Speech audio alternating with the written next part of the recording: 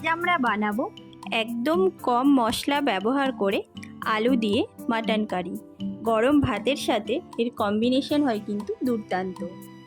চলুন তাহলে রান্নাটা শুরু করি। একটা ফ্রাইং প্যানে বেশ কিছুটা সর্ষের তেল নিচ্ছি। তেল একটু গরম হয়ে গেলে দেব একটু বড় করে কেটে রাখা আলু।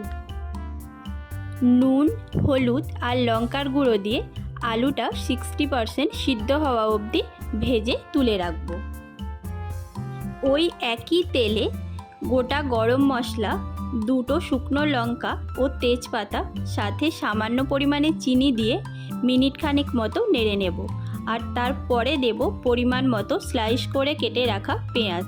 আমি এখানে 700 গ্রাম মাটনের জন্য 5টা পেঁয়াজ দিয়েছি। লবণ, লঙ্কার গুঁড়ো, হলুদ দিয়ে পেঁয়াজটা মিনিট 5 ভাজবো।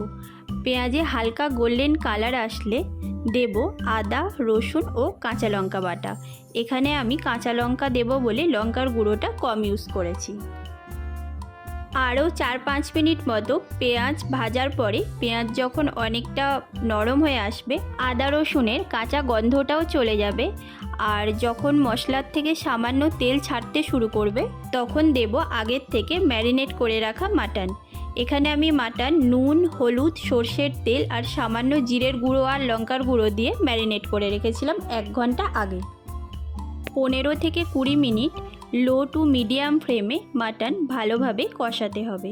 মাটন থেকে তেল ছাড়তে শুরু করলে আমরা দেব 2টো মিডিয়াম সাইজের টমেটো পেস্ট। আরও 10 মিনিট মিডিয়াম ফ্লেমে মাটন কষানোর পর ভেজে তুলে রাখা আলুটা দিয়ে আরও 2 মিনিট কষিয়ে গ্যাস বন্ধ করে আমরা প্রেসার কুকারের মধ্যে মাটনটাকে দিয়ে দেব। মাটন অলরেডি 50% মতো সিদ্ধ হয়ে গেছে।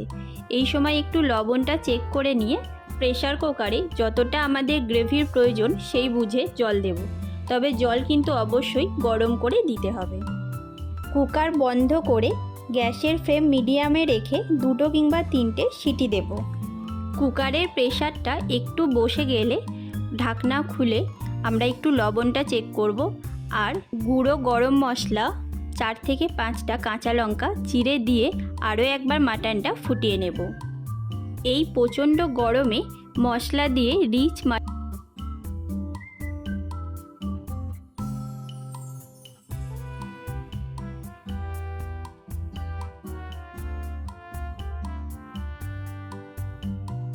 একদিন বানিয়ে কমেন্টে জানাবেন কেমন লাগলো।